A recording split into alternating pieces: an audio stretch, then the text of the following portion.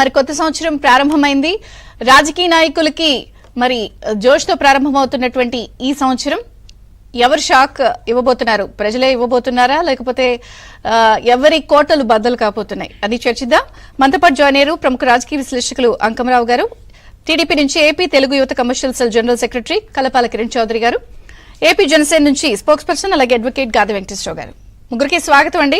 ముందుగా ప్యానల్ సభ్యులు మీ ముగ్గురికి కూడా నూతన సంవత్సర శుభాకాంక్షలు. రైట్.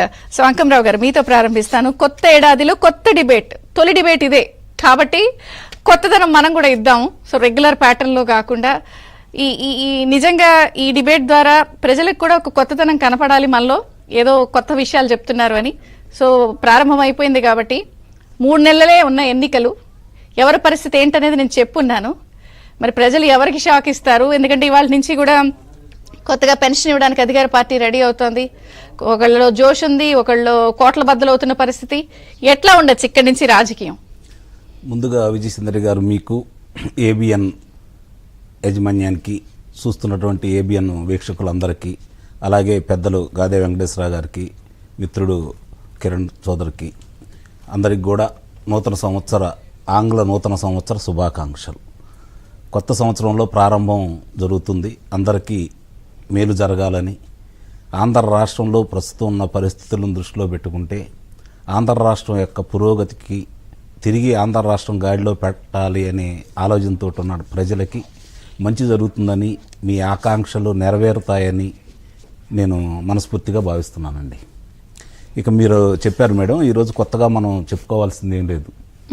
4 సంవత్సరాల 7 నెలల 2 రోజులు ఈ ప్రభుత్వ పాలన మనం చూస్తూనే ఉన్నాం.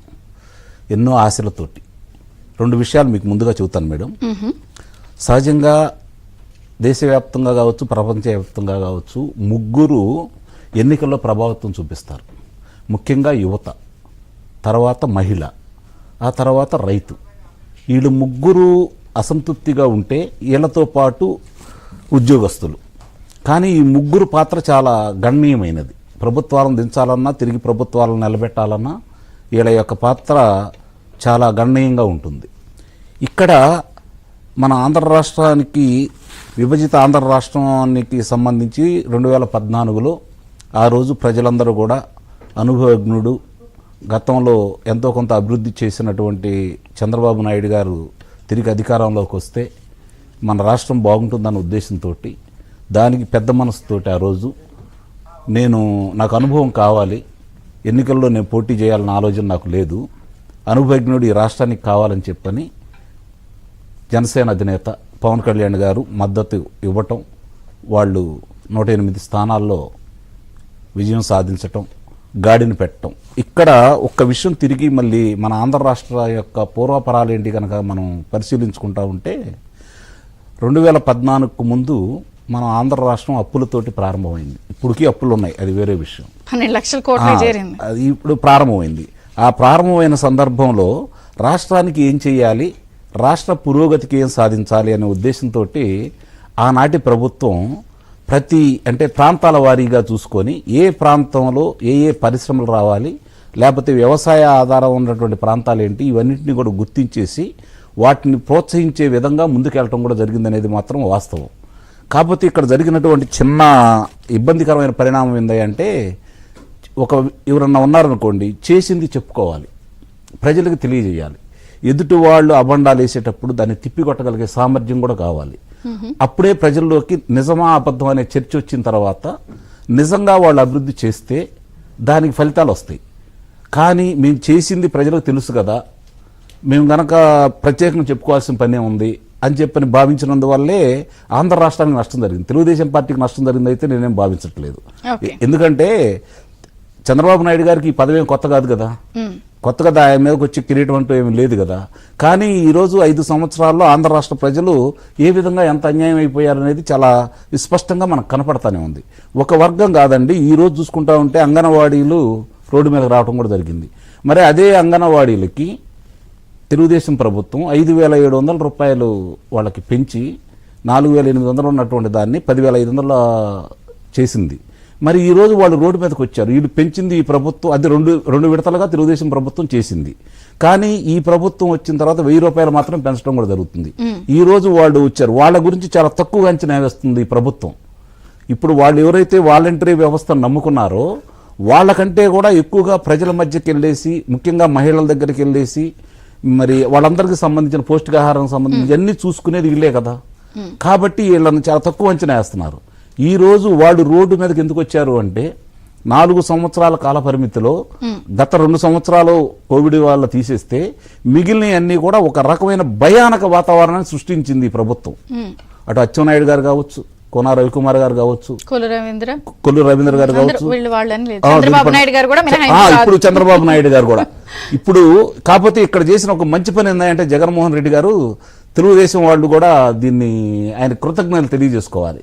ఎందుకంటే వీళ్ళు చెయ్యలేని పని చంద్రబాబు నాయుడు గారు ఈ 40 సంవత్సరాల్లో ఆయన గురించి చర్చించుకునే విధంగా అక్రమ నిర్బంధం వల్ల ఈ రోజు ప్రజలందరూ కూడా ఏం మంచి చేశాడు చంద్రబాబు నాయుడు గారు, నిజంగా ఆయన హయాంలో మంచి జరిగిందా లేదా అనే ఒక నిర్ణయానికి ప్రజలు ఈ రోజు రావడానికి, చర్చించుకోవడానికి, చేసిన మంచి పనులు చెప్పడానికి కూడా ఆస్కారం ఇచ్చారు. ఆ విషయంలో మాత్రం నిస్సందేహంగా జగన్మోహన్ రెడ్డి గారికి తెలుగుదేశం పార్టీ వాళ్ళు అభినందన తెలియజేయాల్సిందే.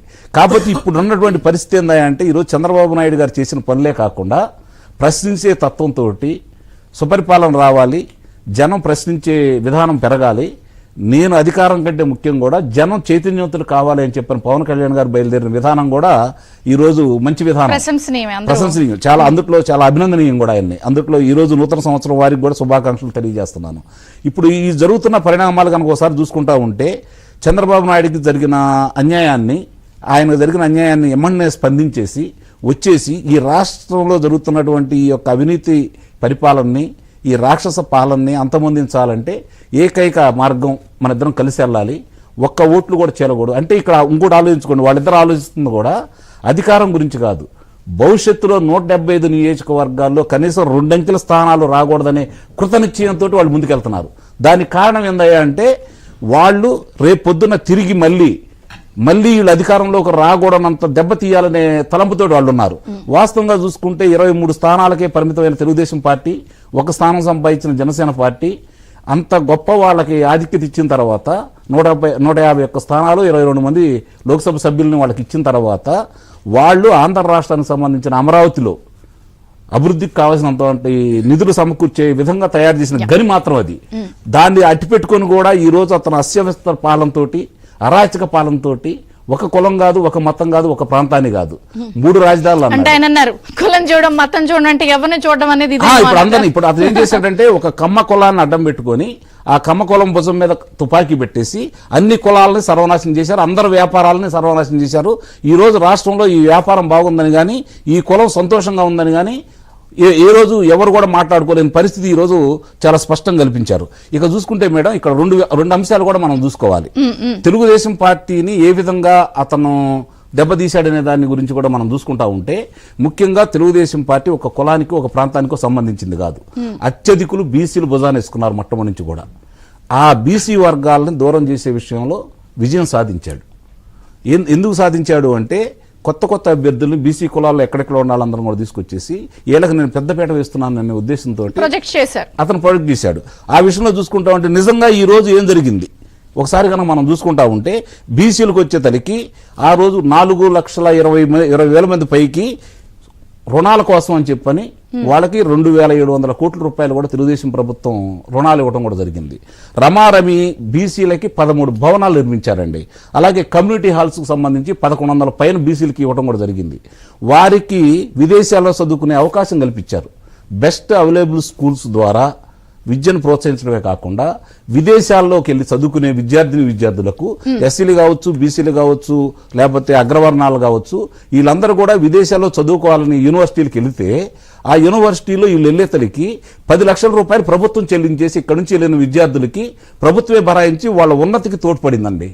మరి ఇన్ని జరిగిన తర్వాత కూడా ఎందుకు ఈ వర్గాలు దూరంగా అవుతున్నాయి అని చెప్పుకోలేకపోతున్నారని స్టార్టింగ్ లో అన్నారు కదా, వారితో మాట్లాడదాం. ఇప్పుడైనా మరి చేసి చెప్పుకుంటారా, లేకపోతే వైఫల్యాన్ని చెప్పి ప్రజల్లో చూపిస్తారా? అంటే ఇక్కడ విజయచంద్ర గారు ఇంకోటి కూడా జరుగుతా ఉంది ఇక్కడ. ఇప్పుడు ఈ రోజు ఎస్సీల గురించి ఇది నా ఎస్సీలు, నా బీసీలు, నా వాళ్ళు అని చెప్పి మాట్లాడుతున్నారు కదా. 27 సబ్ ప్లాన్లు 27 పథకాలను వీళ్ళు రద్దు చేయడం కూడా జరిగింది ఎస్సీలకు సంబంధించి. అవును. ఈ రోజు అన్యాయం అయిపోతుంది, దాడులు జరుగుతుంది ఎస్సీల మీద, బీసీల మీదే. చూడండి మీరు మొత్తానికి చూసుకుంటారంటే 3600 మందికి పైగా దాడులు జరగడం కూడా జరిగింది వీళ్ళ మీద. అవును, మాట్లాడదాం. అంటే నేను అనేది వీళ్ళు ఎలా వెళ్తారు మరి చూద్దాం. ఒక బ్రేక్ తీసుకుందాం. బ్రేక్ తర్వాత అసలు టీడీపీ జనసేనతో